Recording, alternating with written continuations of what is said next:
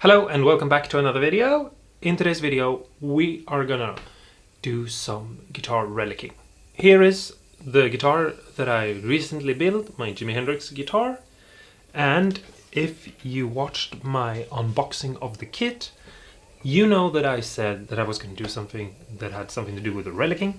Now I did relic the back of the neck and also a little bit of the headstock, as you might be able to see, when I made the neck, but that was mostly because I like to do those things when the guitar is apart, and also because I like the feel of a worn neck. And in this video we're gonna do some relic on the body. Now the reason why I didn't do the relic on the body when we had that series of building the guitar was because the series was trying to make this kit the best it could be, and I didn't want to focus too much on the relicing because I didn't want to seem like relicing guitars make them better, because I don't think that's true. I think it has something to do with what you like things to look like, aesthetics, things like that. So I decided that I was gonna move the relic to the side and make a separate video that doesn't confuse anyone. So in this video we're gonna basically finish this guitar somewhat without too much more rambling, because I always ramble too much. Let's just get going and start relicing this guitar, and I'll show you how I do it, but also talk a little bit about my philosophy of how to make it look nice. So let's just get started. First off, we have the guitar body here, and we're not going to focus on the electronics, the plastics or the hardware, only the body, just so you know. I usually have two pens with me when I do this, and one is black and one is white, and it helps me decide what I want to do. And the white might not be used because I think the black will be visible on the red. So I'm just telling you that I have two, because sometimes you have a black guitar that you're gonna relic, and if you're gonna relic a black guitar, you'll need a white pen. So we'll just look at the body and we'll try to imagine, some sort of wear. Like maybe, for example, the cable have been, pulled out and punched in, and, you've been playing the guitar and, sometimes you miss with the cable when you try to plug it in. So maybe you have like a little ding, let's say here. I'll just make a little relic marks the pen.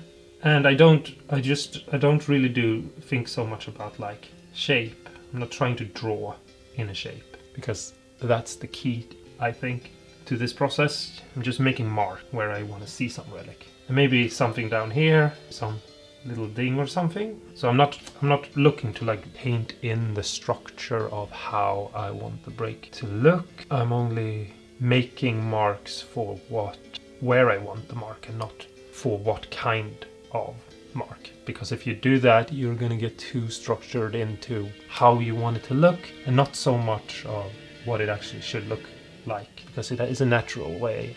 The way things break is different than the way we want it to look, basically. I hope that makes any sense. Up here I want a little bit of player wear, make some, just a couple of lines here like that. Then I want a little bit of player wear up here, that. And maybe a small chip out up here. Yeah, and definitely maybe, what the hell. Anyway, and maybe something down there as well. Maybe something up here, because I do have a little bit of a weird discoloration up here. Oh well, it's not actually discoloration, it's just the two different transparent lacquer lying on top of each other. Something like that, I think, because you don't want to go overboard. And so we'll start off with a brand new razor blade, and we'll just scrape away. This is where obviously what kind of lacquer you've used comes into play, and making sure that you're using something that looks authentic. And I'm not putting a lot of pressure down at all. I'm just basically just scraping it lightly away, trying to get it to break. And I'm gonna have it go down on the side a little bit. It might be a little hard for you to see, but you have to think about the fact that it's not gonna be the surface, the flat surface that it hit. It has to be the edge. Take something, make it feel a little bit uneven. I'm just taking my blade and I'm sort of trying to mimic it being the tip of the blade, just mimic it being the tip of the cable, and just like, oh, it's been punched in like that. You have to sort of imagine what could have happened to a guitar. Just play your guitar a little bit and ask yourself, like, have you ever plugged it in and missed the jack, for example? And you might say, no, never, but it's like, well, if you played guitar for more than, a week or something, then, you know, yes, you have like one of those things that happens. Doesn't mean anything, like you're not a good guitarist or anything like that. It's just, I don't know what I'm trying to say, it just happens basically. Drag the blade across first, reveal the wood underneath, and then let's just try to break up the surface a little bit by moving the blade back and forth.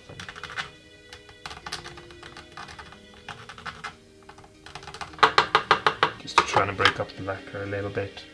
And just by like doing small movements, sort of like this, it's sort of like the opposite of doing a good job, which is kind of in a weird way what you want to do. Because if you know how to scrape, which I mean isn't super low complicated skill, you know that the point is to make nice even movements, and this is the opposite. And just making more small little jabs like that right here, which I hope you can see, is like the key. Basically, you need to have that.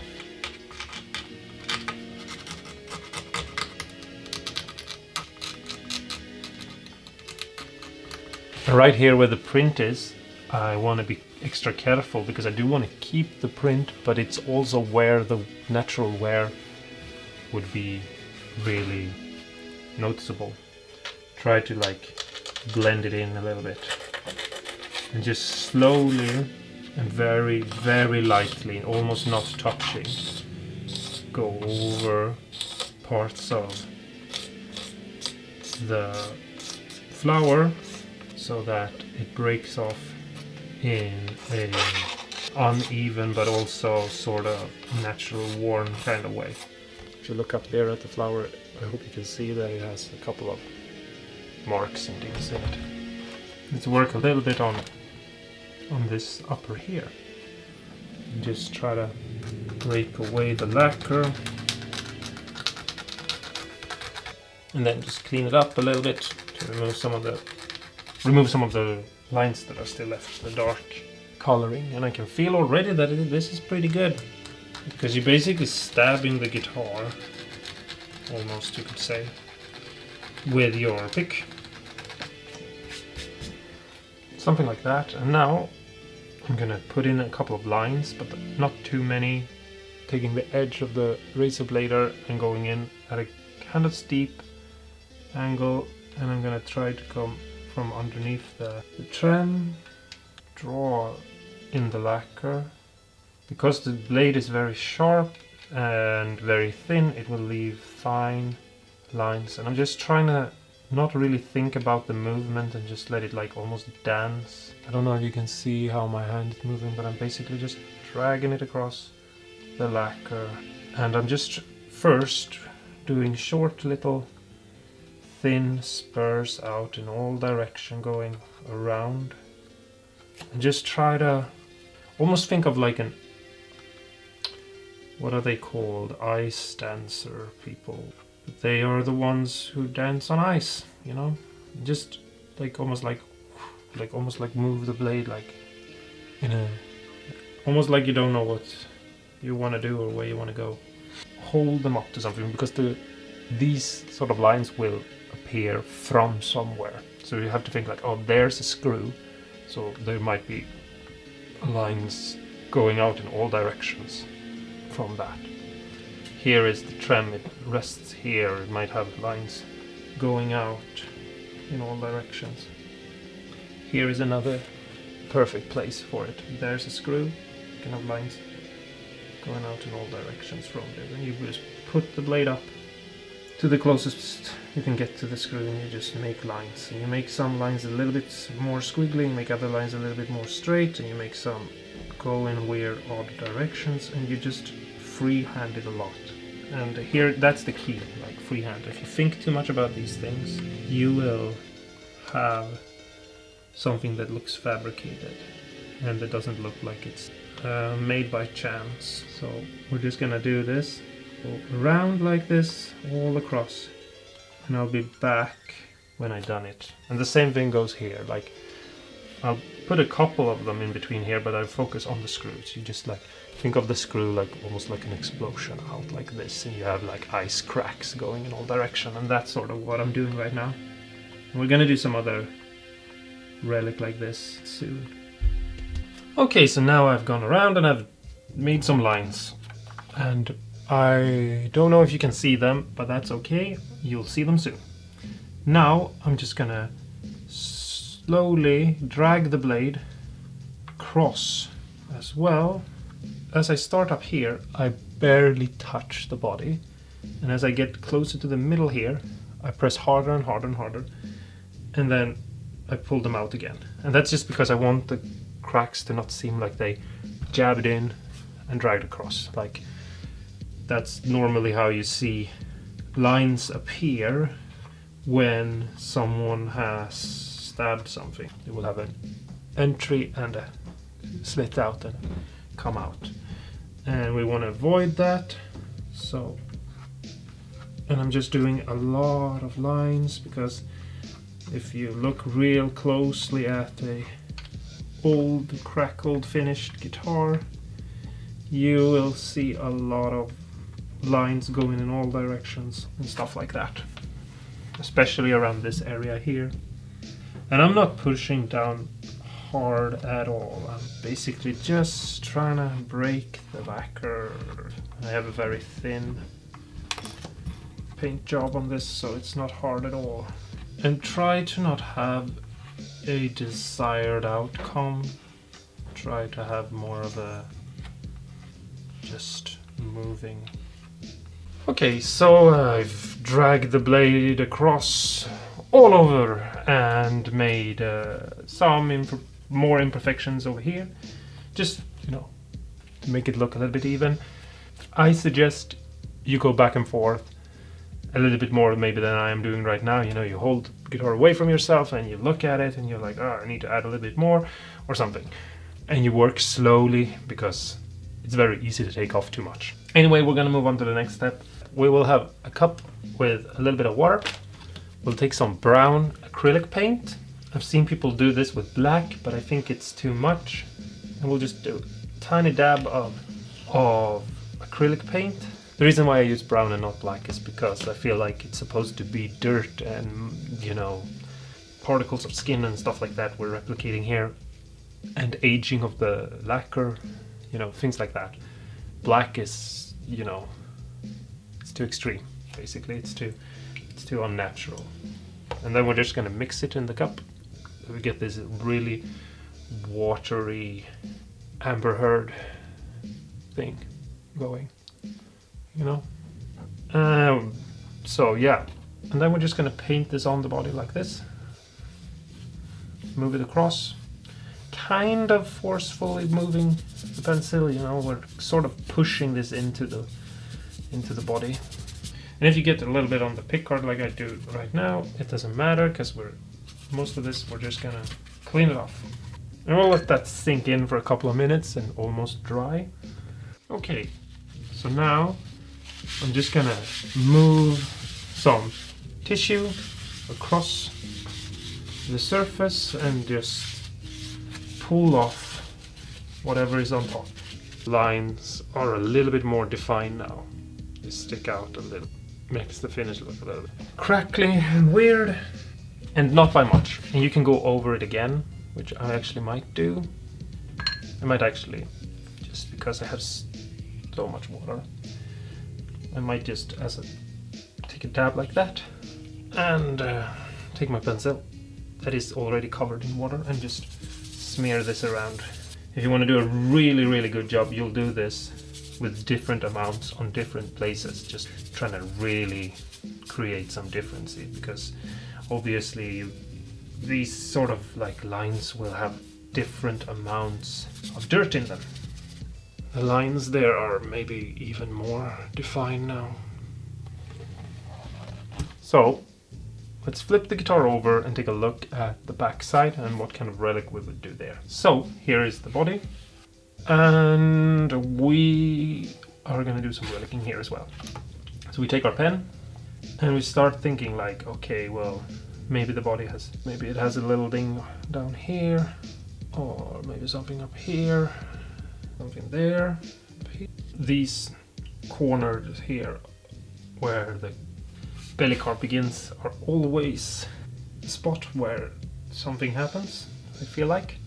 Maybe a little bit here. And then here we'll move in and we'll have a little bit of relicing. And again, I'm just marking out sort of where I want it and where I kind of want it to move, because I don't want too much, obviously, because too much will be too much. Too much. Sorry. But also, I don't want like a perfect outline. I know I've already said this, but just something like that maybe, because I just feel like it might actually even be too... I don't know. No, I think this will be good. For now, at least. Yeah. So I'm just going to do the same thing that I did on the front, on the back. Scrape away all the black marks. Pull the knife away from all these edges here, where the screws have been. And then dragging the blade across, doing this sort of dance thing. And then painting it in. And I'll be back after that. So, just before we continue, I just want to show you the back. Quick. Has a bunch of dings and scratches and a bunch of scratches. Yeah. Just a bunch of dings and scratches, basically. Something like that. And, like, you can really go from the holes here and really go out in all directions, basically. And then just try to imagine, like, buckle rash, you know, it's sort of the same thing as the arm thing, but a little bit rougher. And again, try to take off as little as possible. The lines in the lacquer you can go a little bit crazy on because you need a lot of them. But yeah, let's go back to the front here. Okay, so you can basically stop here if you want to. I'm pretty happy with the guitar the way it looks, but we have some rough areas like this that I just want to touch up a little bit. And the way I'm gonna do that is I have here a bottle of vinegar that a bunch of nails have been rusting in, and it will have a chemical reaction with the wood, so I'm just gonna dab it on. Now, you have to think about this a little bit, actually. I know some people are like, oh, I'm just gonna dab it on, but the thing is, you kind of want to see like where, how do I explain this in a good way? Do it unevenly, is what I'm trying to say, because it's not gonna... You can actually see in real time here as I'm talking how much it affects the wood. I hope you can see it on the camera, I don't know, but it's super effective. So I'm just gonna put this on some places, and the thing is, this is one of those things, I see people put it on everywhere and they love that darker wood look, but the thing is that it's where your sweat gets it, where you would really have this. So even though, you know, obviously over 50 years or something, your sweat would get almost everywhere on the guitar, it will definitely be on some places less than other. So really think about that and make sure you put it on unevenly, and that you have some places, like down by the strap button example, you're not gonna put sweat there. So don't put too much there. Put a little bit to darken up the wood, but don't too much. You haven't left the guitar out in the forest for, I don't know, 10 years or something. So don't make it look like you've done that. That's what I'm trying to say. Same thing if we go back up here. Like here is where we really need to work it in. I'm just gonna put this on here, and I'm just gonna sort of just go over and over here.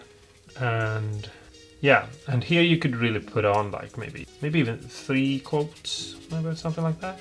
And we'll just see what happens, basically. So yeah, I'll be back real soon once I'm happy with the discoloration. Okay, so here's a couple of close-ups. Here you can see the relicing that has occurred throughout the pickguard wear. Looks pretty good. I feel like it's close to what I would say it would actually look like. And here we have the side relicing and the sticker, and you can see how it's a little bit darker and then it gets a little bit lighter, and it has some difference in color. And also this rose here has really been starting to peel away and been sanded off, and things are starting to deteriorate up here, and it's just, it looks sort of natural at least.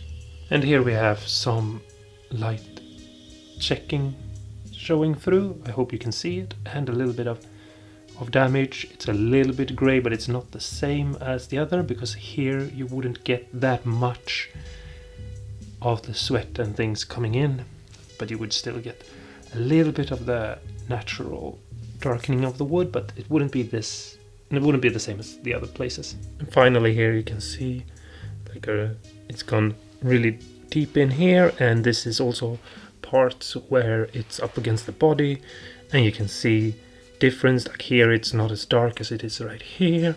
Moving up here it's a little bit more grayish. Here it's almost a little bit of a blackness to it, you know, just different shades moving up. And here's just a little bit of wear, just to show off, and it also a different coloration happening. And here is the other horn, as you can see, or not the other horn, but the other top of the belly carve, and it looks pretty good. Well, there you have it. The guitar